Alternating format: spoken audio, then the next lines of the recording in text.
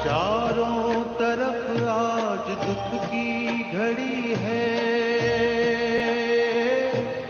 आओ तुम्हारी जरूरत पड़ी है। चारों तरफ आज दुख की घड़ी है, आओ तुम्हारी जरूरत पड़ी है। दुनिया की नौका, दुनिया की नौका लगा दो किनारे, आ जाओ ब्रह्मा बाबा हमारे, आना ही होगा, आना ही होगा, आना ही होगा।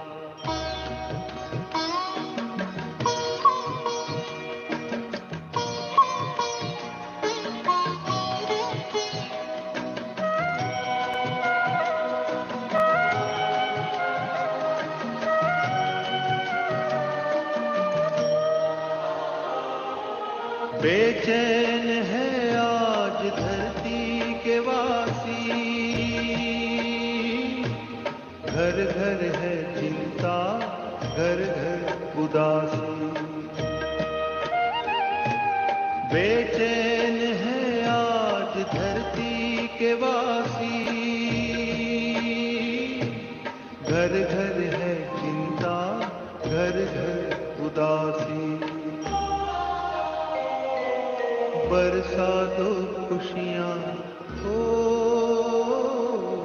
बरसा दो खुशियाँ दुआरे दुआरे, आ जाओ ब्रह्मा बाबा हमारे, आना ही होगा, आना ही होगा, आना ही होगा।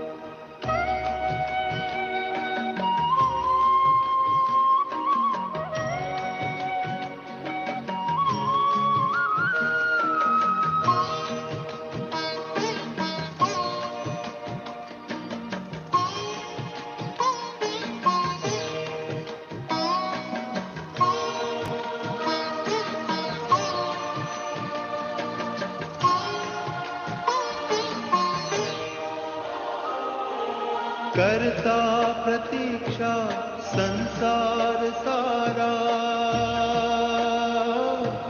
स्वीकारो बाबा निमंत्रण हमारा। करता प्रतीक्षा संसार सारा,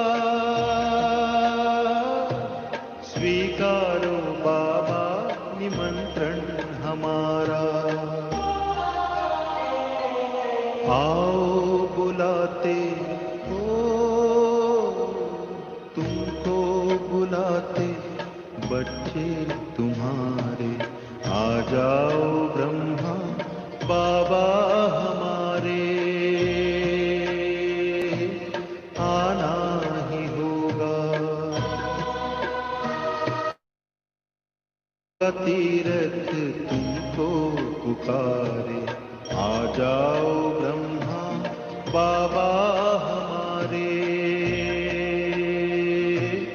आना ही होगा। मधुबन तुम्हारी बाट निहारे, आ जाओ ब्रह्मा बाबा हमारे, आना ही होगा, आना ही होगा, आना ही होगा।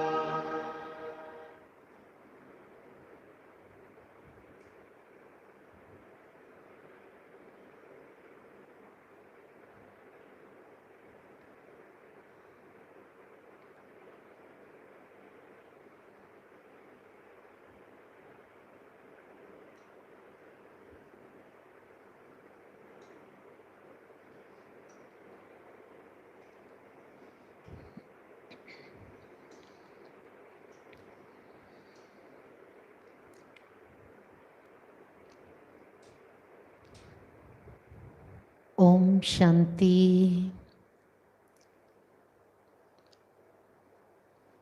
पिछली बार हम सभी ने सुना था बाबा के अव्यक्त होने के पश्चात शिव बाबा दादी गुलजार जी के तन में आए और आगे निमित्त बनकर यज्ञ का कार्यभार कौन उठाएंगे, जिम्मेवारी किसके ऊपर रहेगी, बाबा ने सुनाया। और पढ़ाई कैसे चलनी है, मधुबन से सबको कैसे अपना कनेक्शन रखना है, बाबा ने वो भी डायरेक्शंस दिए। कई बच्चों के मन में प्रश्न उठते थे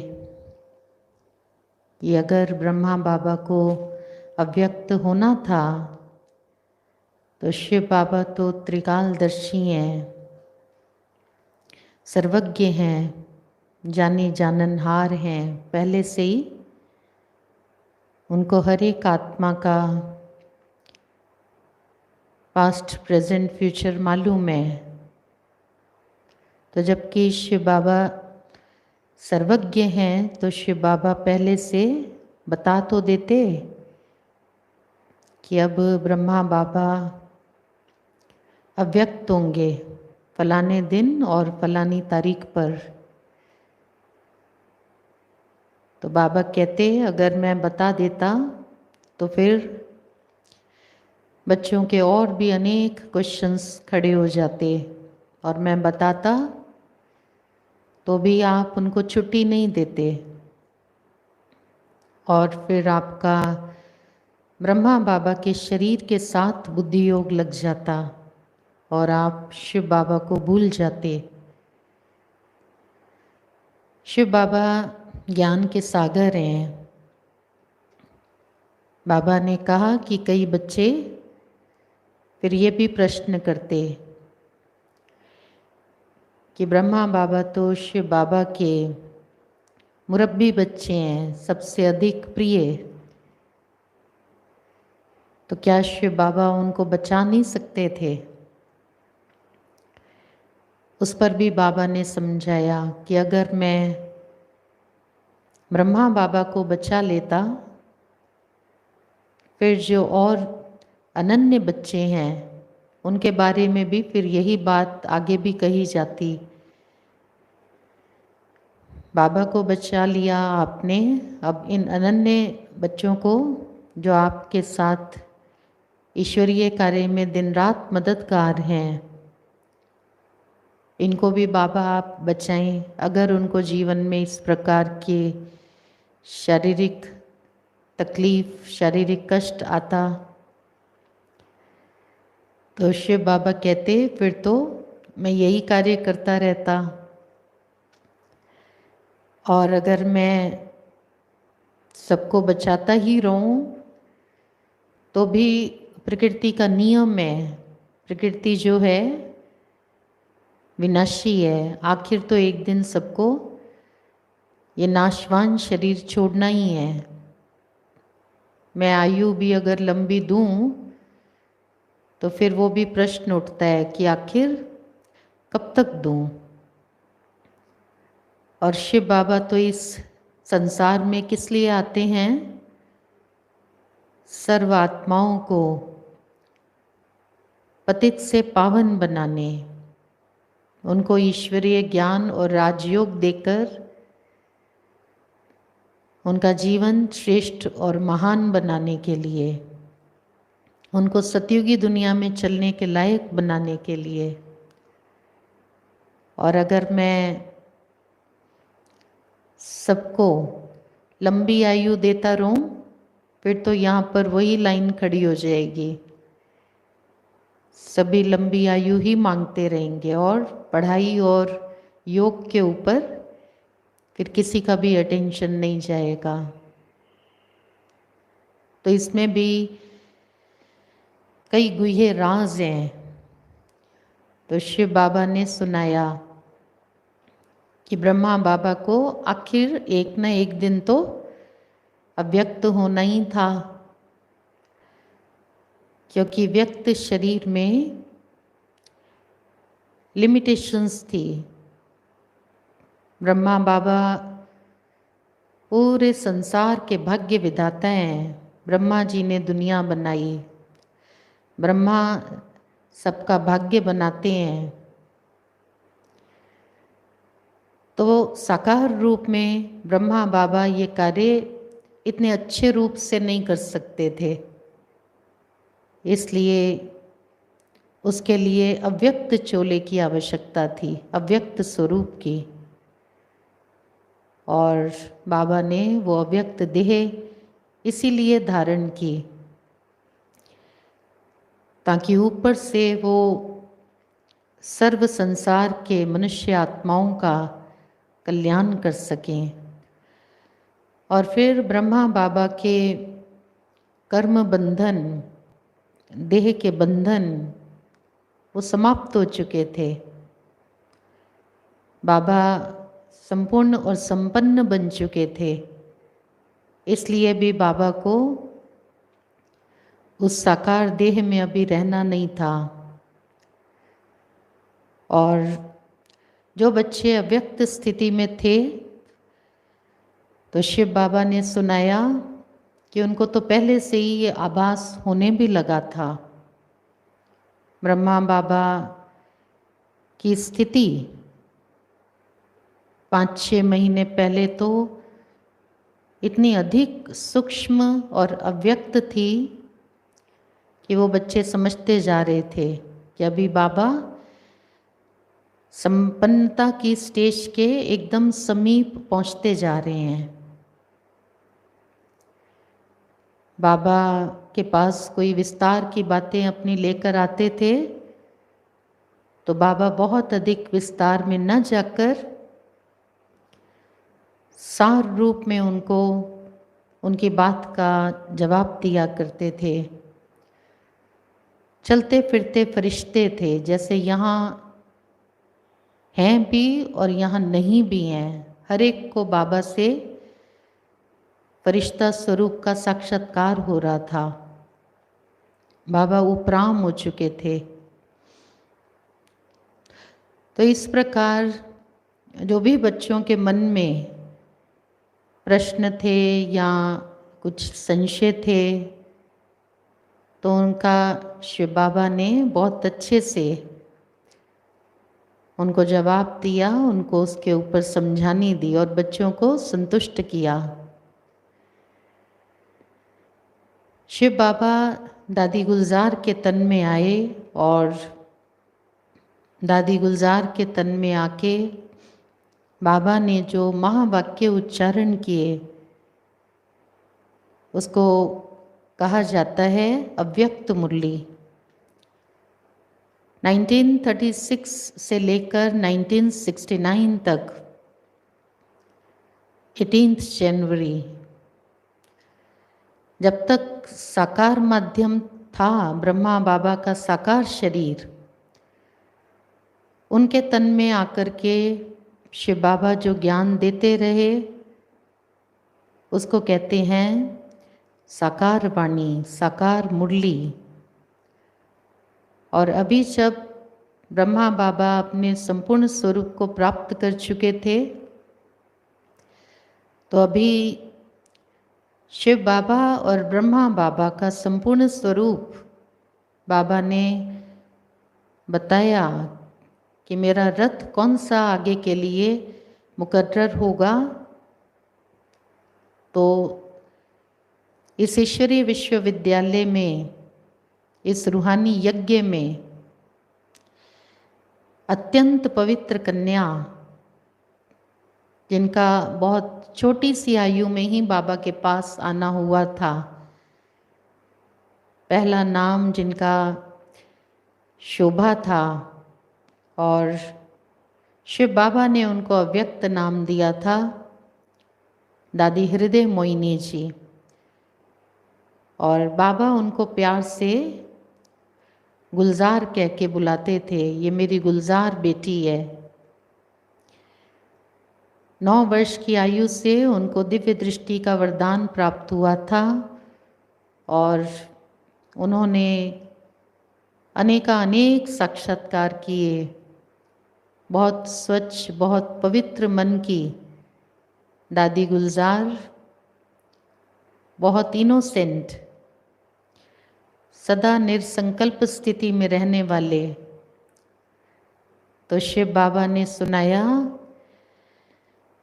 कि बाबा अभी भी आप बच्चों से मिलने आएंगे, और किसके तन में आएंगे? तो बाबा ने सुनाया कि आगे के लिए दादी हृदय मोहिनी जी का तन बाबा उसको मुकर्रर करते हैं, और उनके तन में आकर बाबा पुराने वत्सों से भी मिलेंगे, और जो नए नए बच्चे बाबा के बनेंगे, जो बाबा को पहचानेंगे, सतयुग का वर्षा लेने के जो अधिकारी होंगे, तो उनसे भी बाबा मिलन मुलाकात करेंगे दादी जी के तन में आकर। तो अभी हम सभी शिव बाबा और ब्रह्मा बाबा, जिनको बाप दादा कहा जाता है, उनकी जो दादी जी के तन में प्रवेशता हुई, आज वो महावाक्य सुनेंगे।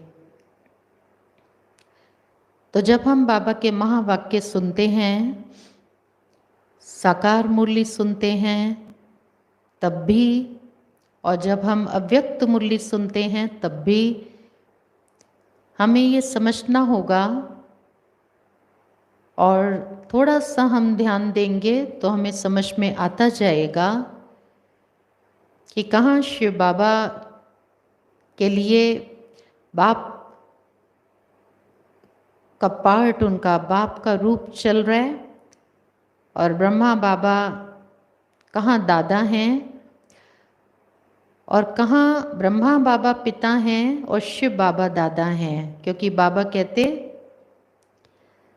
सारे संसार में पंच तत्वों के शरीर में जो आत्माएं हैं, तो आत्माओं के रूप में शिव बाबा सबके पिता हैं। बाप उर्दू शब्द है, जो हमारे मुसलमान भाई हैं वो खुदा को कहते हैं आसमानी बाप। तो शिव बाबा आत्मिक दृष्टि से देखा जाए तो सबके बाप हैं, और क्योंकि शिव बाबा की जिस तन में प्रवेशता हुई थी, उनका जो लौकिक जीवन था वो सिंध परिवार से थे, और सिंध में ही शिव बाबा का आना हुआ था। और शुरू में जितनी भी हमारी अनन्य दादियाँ आई, ये सभी सिंधी परिवारों से थे। तो सिंधी में बड़े भाई को दादा कहा जाता है। तो शिव बाबा बाप और ब्रह्मा बाबा दादा, अर्थात हम सबके बड़े भाई। और कभी कभी बाबा मुरलियों में इस रूप से भी समझाते हैं कि जब मैं ब्रह्मा के तन में आता हूँ और आप बच्चों को मैं एडॉप्ट करता हूँ, ब्रह्मा बाबा के श्रीमुख से आपको धर्म का बच्चा बनाता हूँ, तो ब्रह्मा बाबा आपके अलौकिक पिता हो जाते हैं। तो ब्रह्मा बाबा उस रूप से देखा जाए तो हम सबके पिता हैं, हम ब्रह्मा कुमार कुमारियां हैं, हमको सरनेम मिला ब्रह्मा का, हम ब्रह्मा के पुत्र और पुत्रियां हैं। और शिव बाबा फिर हो जाते हैं हमारा दादा। बाबा कहते हैं वर्षा मिलता है हमेशा पोतरे और पोत्रियों को दादे का। तो शिव बाबा दादा हैं और हम हैं पोतरे और पोत्रियां। तो जब हम प्यारे बाबा के महावाक्य अव्यक्त स्थिति में स्थित होकर के सुनते हैं तो हमें समझ में आ जाता है तो कहाँ शिव बाबा बाप हैं और कहाँ ब्रह्मा बाबा बाप हैं, कहाँ शिव बाबा दादा हैं और कहाँ ब्रह्मा बाबा दादा के रूप से हम बच्चों को समझानी दे रहे हैं, बड़े भाई के रूप में समझानी दे रहे हैं। तो अभी हम सभी सुनेंगे बाप दादा की अव्यक्त मुरली जो उन्होंने दादी गुलजार जी के तन में प्रवेश होकर के चलाई।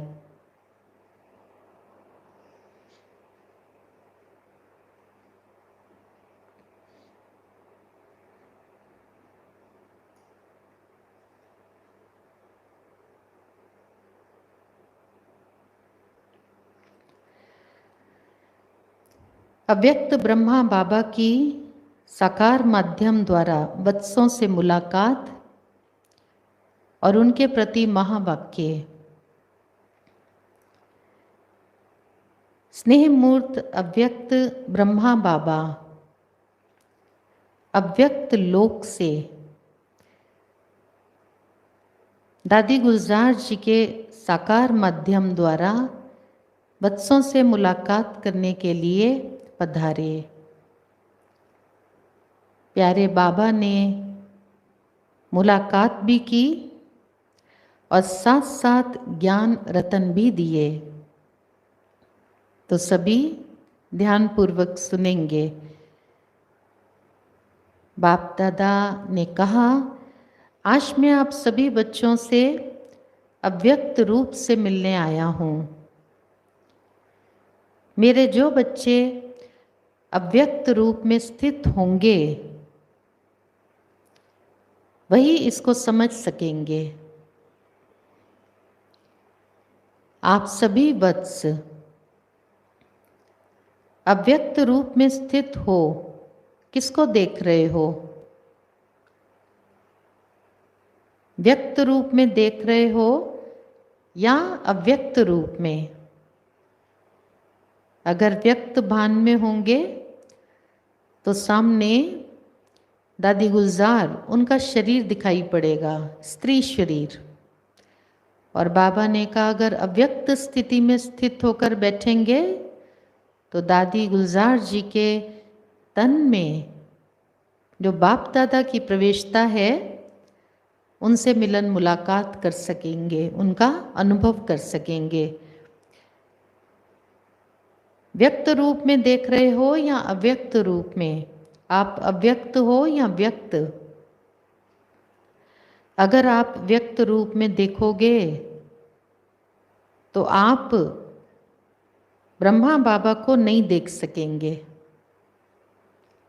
अगर आप व्यक्त रूप में देखोगे तो ब्रह्मा बाबा को नहीं देख सकोगे। आज अव्यक्त वतन से मुलाकात करने आया हूँ। ब्रह्मा बाबा अव्यक्त वतन से मुलाकात करने आए। अव्यक्त वतन में आवास नहीं है, परंतु यहाँ आवास में आया हूँ। शिव बाबा भी साइलेंस वर्ल्ड से आए, परम धाम, शांति धाम, जहाँ असीम शांति है। कोई आवाज़ नहीं है, कोई कर्म नहीं है, कोई संकल्प नहीं है। और ब्रह्मा बाबा भी कौन से देश से आए? अव्यक्त देश से, सूक्ष्म लोक, जहाँ आवाज़ नहीं है। तो जब दोनों की प्रवेशता दादी जी के तन में हुई तो दोनों ने बहुत धीमी धीमी आवाज़ में मुरली चलाई। आज अव्यक्त वतन से मुलाकात करने आया हूँ। अव्यक्त वतन में आवाज़ नहीं, परंतु यहाँ आवाज़ में आया हूँ। आप सभी बच्चों के अंदर कौन सा संकल्प चल रहा है? अभी यह अव्यक्त मुलाकात है। कल्प पहले की तरह बच्चों से रू रिहान चल रही है। बाबा कहते कल्प पहले 5000 साल पहले भी मैं इसी प्रकार आया था। अब फिर आया हूँ रू रिहान करने मीठे मीठे बाबा। शिव बाबा ने कहा सभी बच्चों से मिलने भेजा है। 2 दिन पहले मीठे बाबा से रू रिहान चल रही थी ब्रह्मा बाबा की। तो शिव बाबा ने बोला अव्यक्त वतन का अनुभव करने के लिए तैयार हो? जानते हो क्या जवाब दिया होगा? ब्रह्मा बाबा ने क्या जवाब दिया होगा शिव बाबा को? यही कहा कि जो बाबा की आज्ञा, बाबा जैसे चलाएंगे, जहाँ बिठाएंगे, जिस रूप में बिठाएंगे वैसे ही बैठूंगा उठूंगा। ब्रह्मा बाबा, उनमें आज्ञाकारिता का गुण कितना था। बाबा ने इशारा किया और अव्यक्त वतन में जाने के लिए ब्रह्मा बाबा रेडी हो गए कि आप जो कहेंगे। बच्चों के अंदर यही संकल्प होगा कि बाप दादा ने छुट्टी क्यों नहीं ली। मैंने भी बाबा को ये कहा, ब्रह्मा बाबा ने शिव बाबा को कहा।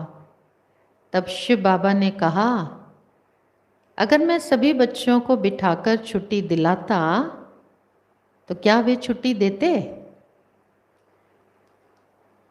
इसलिए जो बाप ने कराया, शिव बाबा ने जो कराया वही भाभी कहेंगे। व्यक्त रूप में नहीं तो अव्यक्त रूप से तो मुलाकात कर ही रहे हैं। सर्विस की वृद्धि वैसे ही है, बच्चों की याद भी वैसे ही है, लेकिन अंतर ये है कि पहले मैं व्यक्त में अव्यक्त था, स्थूल शरीर में अव्यक्त में था, उस स्थिति में था, अवस्था में। और अब मैं अव्यक्त शरीर वाला और अव्यक्त ही अवस्था वाला हूँ। अंतर है। पहले स्थूल शरीर में अव्यक्त अवस्था थी और अभी अव्यक्त शरीर में बाबा अव्यक्त वतन में अव्यक्त अवस्था में हैं। जो नैनों की मुलाकात जानते होंगे, वे नैनों से इस थोड़ी सी मुलाकात में अपने प्रति शिक्षा और डायरेक्शंस ले लेंगे। आप सभी को अव्यक्त वतन में तो आना ही है। बाबा ने फिर बच्चों को भी कहा संसार तो चला चली का मेला है, कोई पहले जाते कोई बाद में जाते। तो बाबा ने बच्चों को कहा आप बच्चों को भी मेरे पीछे पीछे एक ना एक दिन तो अव्यक्त वतन में आना ही है। बाबा बच्चों से मुलाकात करने के लिए हर वक्त हर समय तैयार ही रहते हैं। अब बच्चों की बुद्धि जितनी साफ होगी उसी अनुसार ही वे अव्यक्त मिलन का अनुभव कर सकेंगे। कोई किचड़ा नहीं होना चाहिए बुद्धि पर चिंतन, पर दर्शन, जरमुई जरमुई, दूसरों के अवगुणों को चित्त पर रखना, बाह्यमुखी होकर चलना। फिर बाबा ने कहा अव्यक्त स्थिति नहीं होगी, अनुभव नहीं कर पाएंगे। तो ब्रह्मा बाप के अव्यक्त रूप का अनुभव करने के लिए हम बच्चों को सारा दिन में भी अपनी स्थिति को अंतर्मुखी और अव्यक्त बनाना होगा। तब हम अव्यक्त वतन में अव्यक्त ब्रह्मा बाबा से मिलन मना सकेंगे। और ब्रह्मा बाबा जब दादी गुलजार के तन में भी आते, बाबा ने कहा तब भी वही बच्चे उस मिलन का अनुभव कर सकते थे जो अंतर्मुखी और अव्यक्त स्थिति में रहते थे। तो बुद्धि साफ चाहिए। दूसरों को भी शक्तिवान बनाने की आज्ञा। बाबा ने एक से पूछा, क्या आप शक्ति स्वरूप में स्थित हैं? एक से पूछा।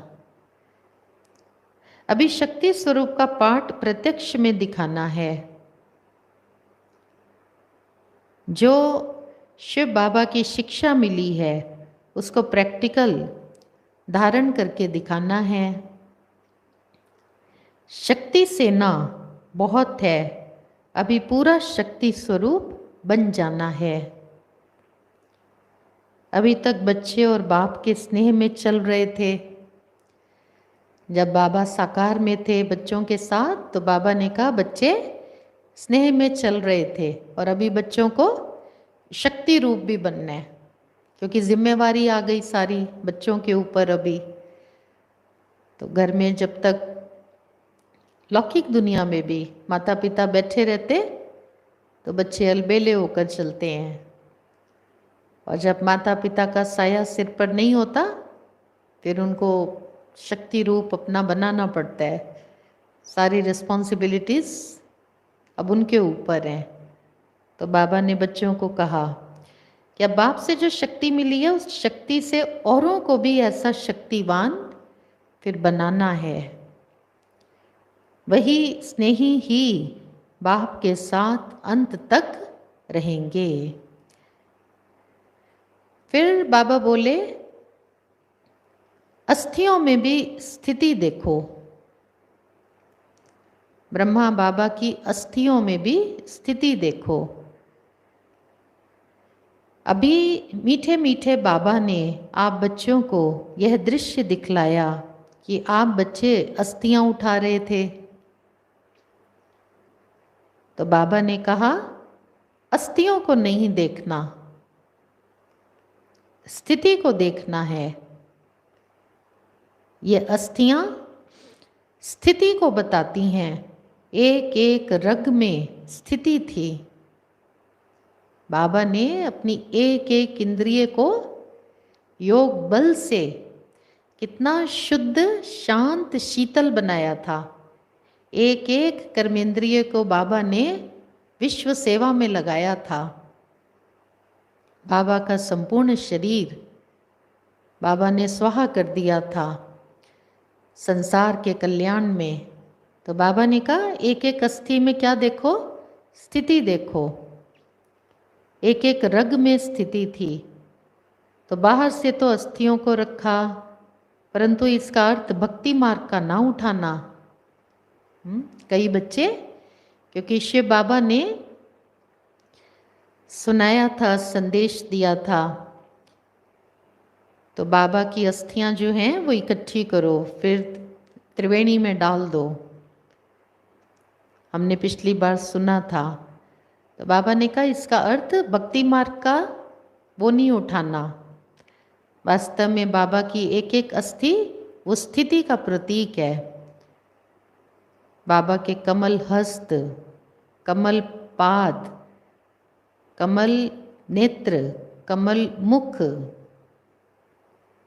कमल कर्ण, एक एक इंद्रिय ने बाबा की विश्व का बहुत बहुत कल्याण किया।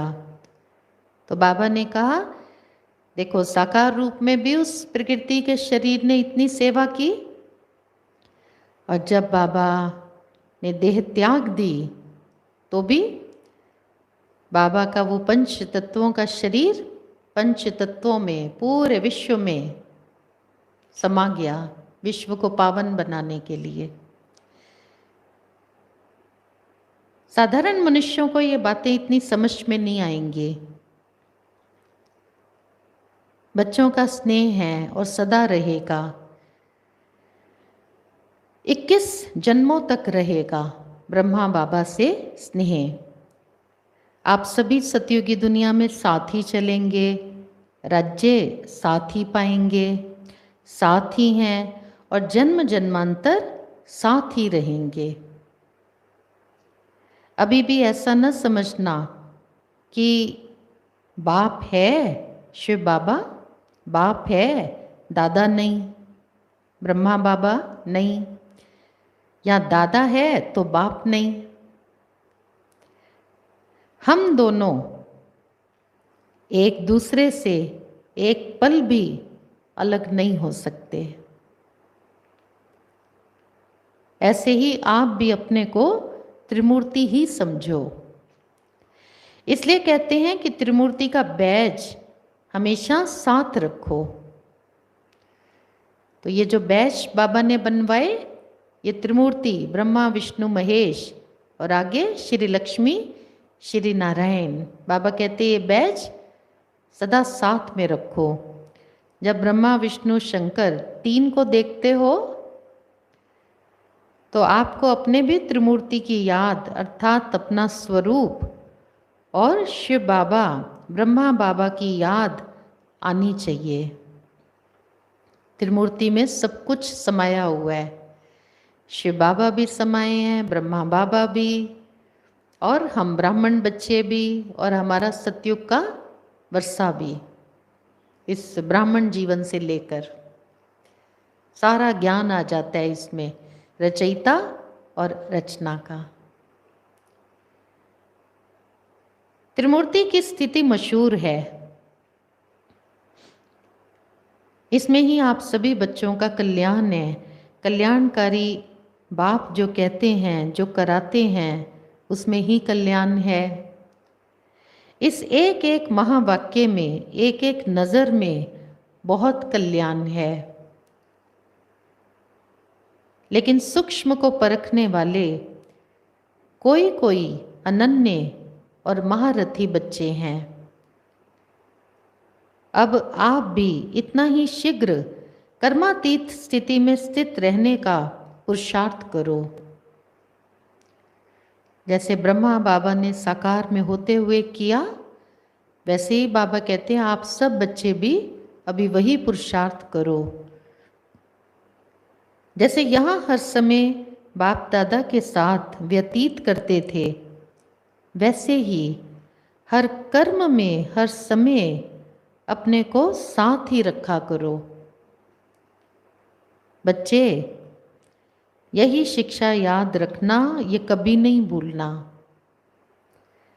संबंध, स्नेह, स्मृति स्वरूप, साथ साथ बाबा की शिक्षाएं, संबंध, स्नेह, स्मृति स्वरूप है ना। हम सभी का बाप दादा के साथ अटूट संबंध और स्नेह भी बहुत है, और स्मृति स्वरूप सदा इमर्ज रूप में स्मृति स्वरूप बन करके रहना।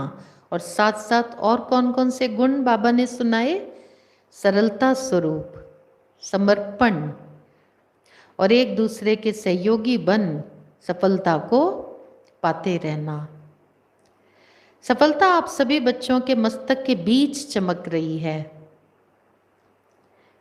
सूक्ष्म वतन में बैठे भी हर बच्चे की दिनचर्या और हर बच्चे का चार्ट सामने रहता है। जब व्यक्त था उसकी तुलना में अभी तो मैं सभी की अवस्था को स्पष्ट रूप से देखता हूँ। व्यक्त रूप में तो सीमाएं हैं, अभी तो सूक्ष्म वतन से अव्यक्त रूप में सबका चार्ट देखता हूँ, इसलिए सभी की रिजल्ट देखते रहते हैं। जो बात कही उसके ऊपर सभी बच्चों को ध्यान देना है। तो यह तो आप बच्चे जानते हैं कि इस सृष्टि ड्रामा का जो भी पार्ट है उसमें कोई ना कोई गुप्त रहस्य छिपा हुआ है।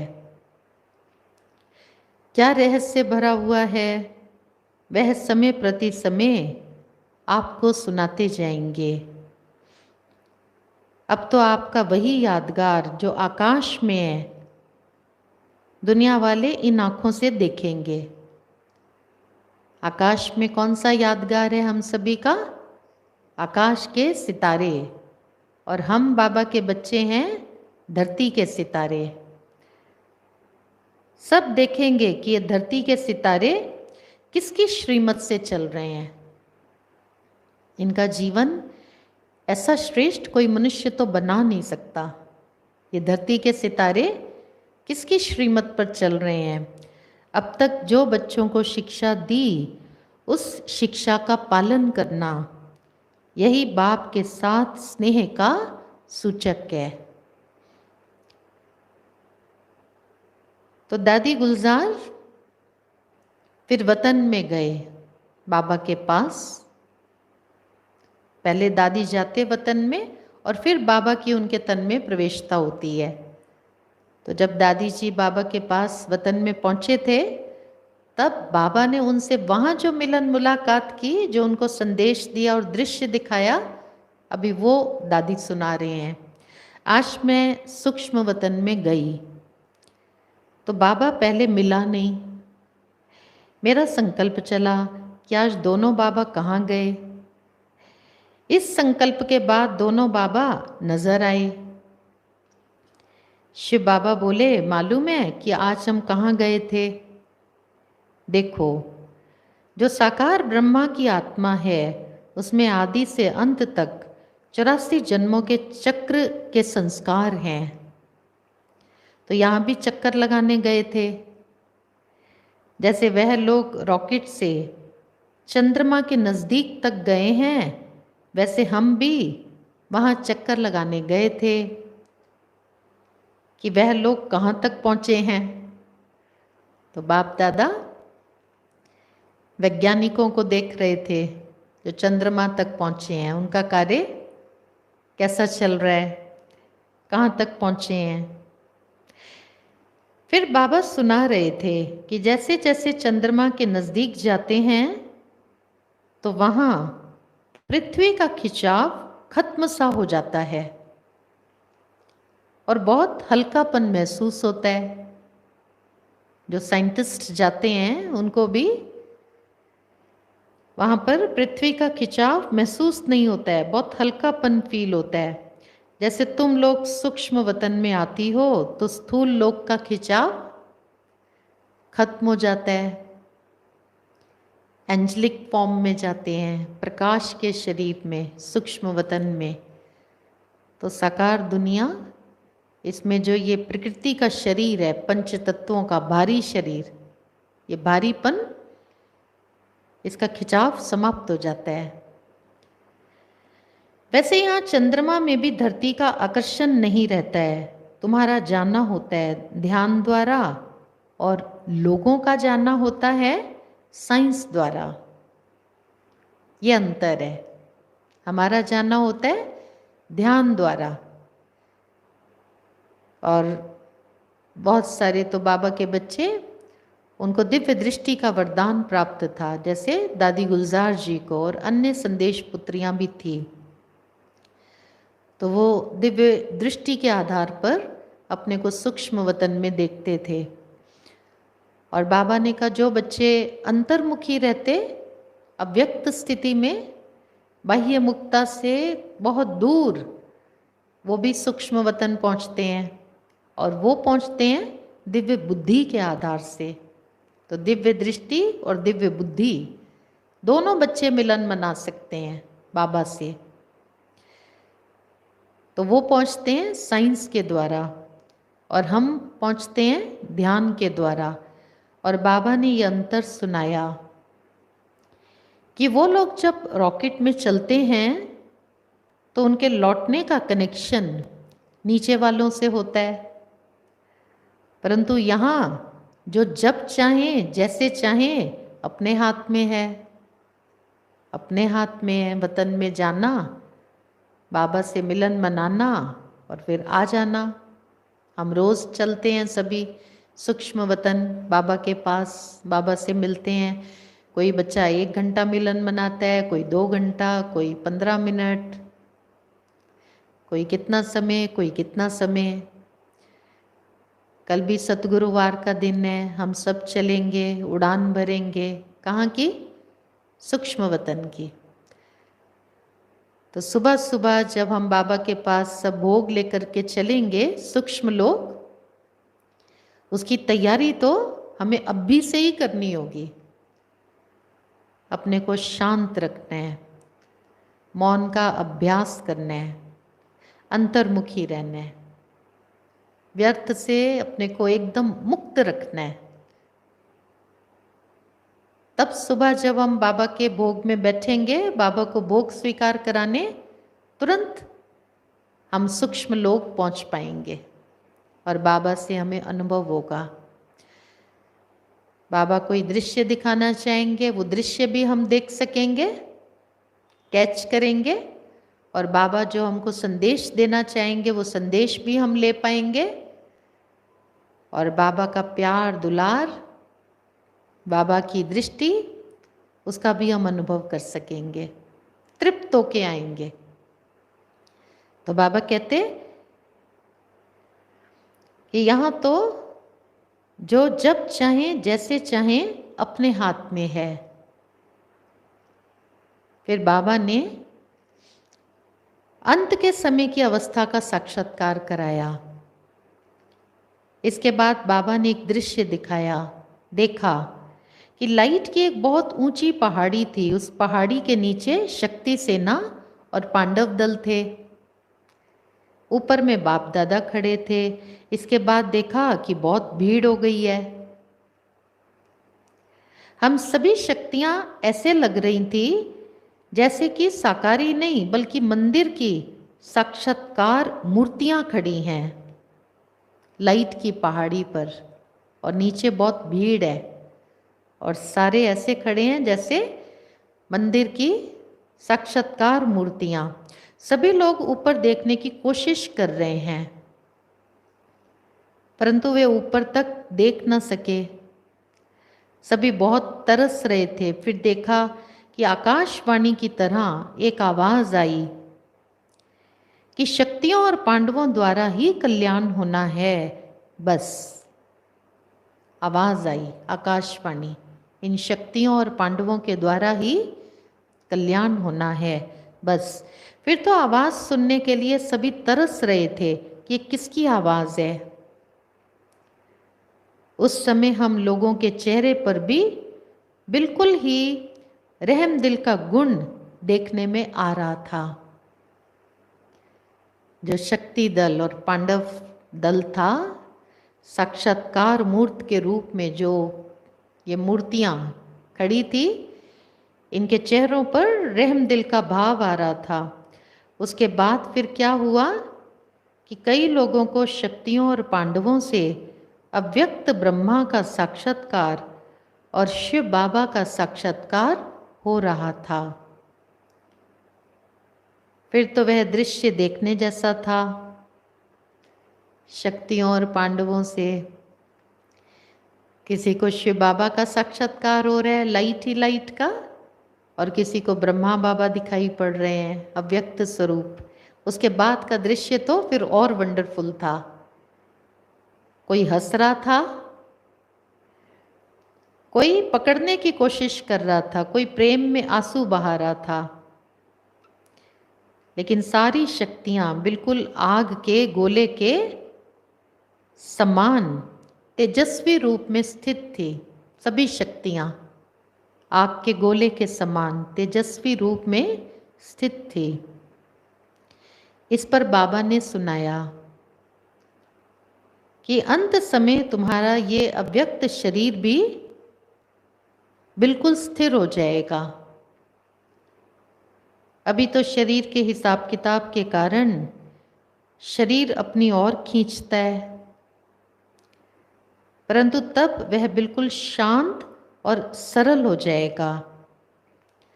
सभी बच्चों का शरीर अंत में जब वो अव्यक्त स्थिति के नजदीक पहुंचेंगे तो एकदम स्थिर हो जाएगा, शांत सरल। कोई भी हलचल न मन में न तन में रहेगी, जिसको बाबा देही अभिमानी अवस्था कहते हैं। तो जो देही अभिमानी अवस्था वाले बच्चे हैं, कैसे उनको पता चलेगा कि हमारी देही अभिमानी अवस्था है, हम उस स्थिति में स्थित हैं। उनका मन भी शांत होगा और तन भी एकदम शांत होगा। न मन में कोई हलचल होगी और न तन में कोई हलचल होगी। तो ये भी हम सभी को चेक करना है। हम सभी देही अभिमानी अवस्था का अभ्यास करते हैं ना और तन हलचल में होता है, एकाग्र नहीं होता है, तो भी मालूम पड़ता है कि इनको तन अपनी ओर खींच रहा है, तन की ओर ध्यान जा रहा है। तो वो देही अभिमानी स्थिति नहीं है। देही अभिमानी स्थिति मन शांत स्थिर और तन भी शांत और स्थिर, वह अवस्था हो जाएगी। बाबा ने कहा कि सभी बच्चों को कहना कि अभी देही अभिमानी बनने का पुरुषार्थ करो। जितना सर्विस पर ध्यान देना है उतना ही इस मुख्य बात पर भी ध्यान देना है कि देही अभिमानी बनना है। फिर बाबा ने कहा कि बच्चों को जाकर कहना कि जो आज की शिक्षा मिली वही सूक्ष्म वतन की सौगात है। यही सौगात बुद्धि में धारण करते चलेंगे तो जो बाबा का या बच्चों का कार्य है उसमें सफलता जल्दी देखने में आएगी। सफलता तो होनी है, ये शक की बात नहीं है। एक है समय अनुसार सफलता होना और दूसरा है तीव्र पुरुषार्थ से जल्दी करना। तो जो बाबा का कर्तव्य है वही बच्चों का कर्तव्य है। उसमें सफलता लाना यही बाप के साथ स्नेह है। इस प्रकार प्यारे बाबा वत्सों से मिले और उन्होंने ज्ञान खजाना भी दिया, परंतु ब्रह्मा वत्सों के मन में तो उस ज्ञान मूर्ति, गुण मूर्ति और प्रेम मूर्ति की याद बनी ही रही। ब्रह्मा बाबा का जीवन कैसा रहा? ज्ञान मूर्ति, गुण मूर्ति और प्रेम मूर्ति, बच्चों के हृदय में उनकी याद बनी रही। वो साकार यादें भी चलचित्र के न्यायी मानस पटल पर उभरती रही। अब सभी बातें उनके मन में स्पष्ट थी और मार्ग तो पहले से ही स्पष्ट था। तो ये है प्यारे बाबा के अव्यक्त महावाक्य। और इसके पश्चात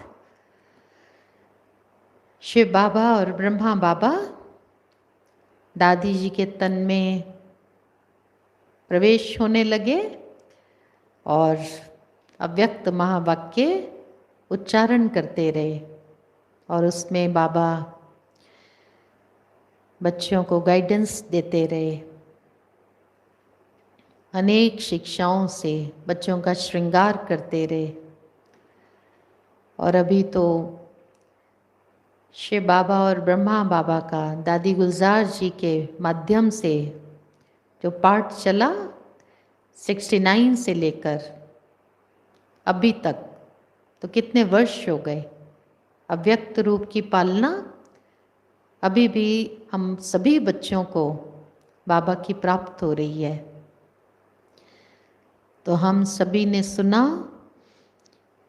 ब्रह्मा बाबा का लौकिक जीवन भी और शिव बाबा की जब उनके तन में प्रवेशता हुई उसके बाद का जीवन भी, अलौकिक जीवन। दादा लेखराज जो हीरे जवाहरातों के एक बहुत बड़े जौहरी थे, नामी ग्रामी व्यक्ति थे, कैसे शिव बाबा ने उनको अपना माध्यम बनाया, भगवान के वो भाग्यशाली रथ बने। तो उनके जीवन में अनेक गुण और विशेषताएं लौकिक जीवन में कुछ हमने सुने। और जब शिव बाबा की उनके तन में प्रवेशता हुई उसके बाद के जीवन के बारे में भी हम सब ने सुना। तो बाबा न्यारे प्यारे निराले बाबा, तो जो भी हमने ब्रह्मा बाबा के बारे में सुना, लौकिक जीवन काल भी और उसके बाद का भी, तो सभी भाई बहनें बाबा के जीवन में से अवश्य गुण उठाएंगे तो सभी थोड़ा नज़र दौड़ाएंगे। जो सबने बाबा का जीवन सुना, यह अद्भुत अलौकिक निराली जीवन कहानी सुनी, तो उसमें से हमने क्या पाया? शिव बाबा हमेशा कहते हैं ब्रह्मा बाबा को फॉलो करो। तो ब्रह्मा बाबा के जीवन में से हम सभी को गुण उठाने हैं, तो सभी इस पर चिंतन करेंगे। ज्ञान मूर्ति, गुण मूर्ति, सेवा मूर्ति बाबा हम सबके दिलों में समाये हुए हैं। तो बाबा के गुण हम सब अवश्य अपने जीवन में उठाएंगे और उन गुणों को हम सब अपने जीवन में धारणा में लाएंगे। तो जैसे हमारे पारलौकिक पिता और जैसे हमारे अलौकिक पिता, और हम बच्चे भी उनके समान बनेंगे। तो सभी से ये कहना चाहती हूँ, ये बाबा के बारे में हमने जो भी सुना जाना, सभी उसको रिवाइज ज़रूर करें और विशेष रूप से बाबा के गुणों के ऊपर अपनी निगाह डालें। तो बाबा के गुण हम सब अवश्य उठाएंगे और उनको अपने जीवन का अभिन्न अंग बनाएंगे। और यही हमारा ब्रह्मा बाबा से सच्चा सच्चा स्नेह होगा, सच्चा प्यार होगा। तो अभी हम सभी प्यारे बाबा की स्मृति में बैठेंगे, बहुत प्रेम पूर्वक बाप दादा को याद करेंगे।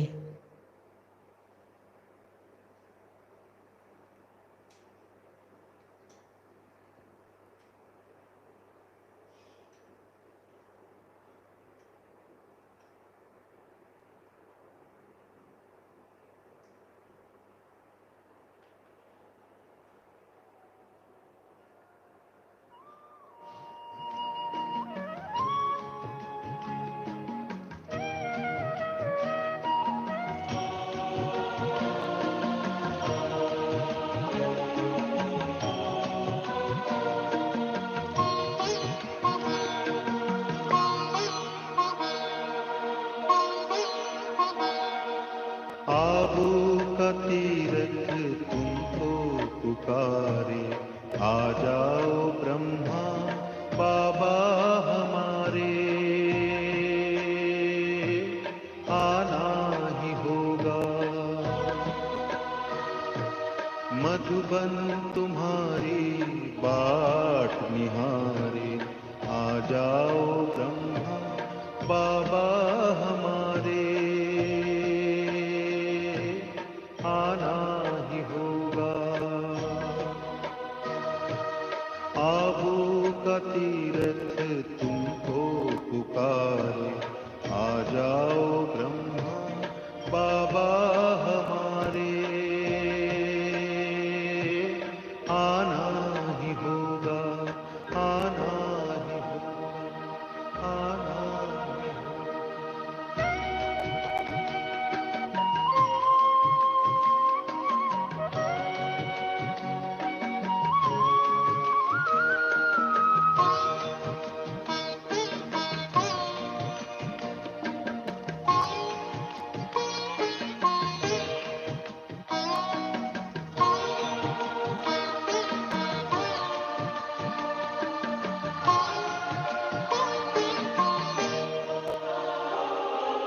चारों तरफ आज दुख की घड़ी है, आओ तुम्हारी जरूरत पड़ी है। चारों तरफ आज दुख की घड़ी है,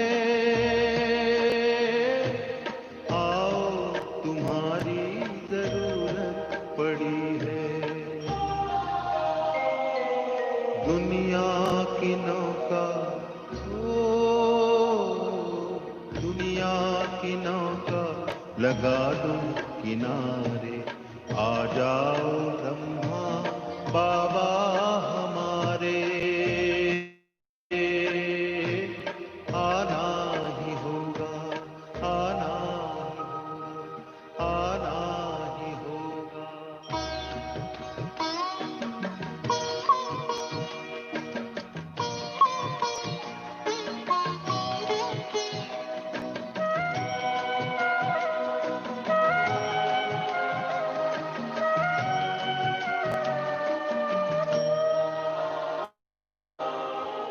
बेचैन है आज धरती के वासी, घर घर है चिंता, घर घर उदासी। बेचैन है आज धरती के वासी, घर घर है चिंता, घर घर उदासी। बरसा दो खुशियाँ, ओ बरसा दो खुशियाँ, दुआरे दुआरे, आ जाओ ब्रह्मा बाबा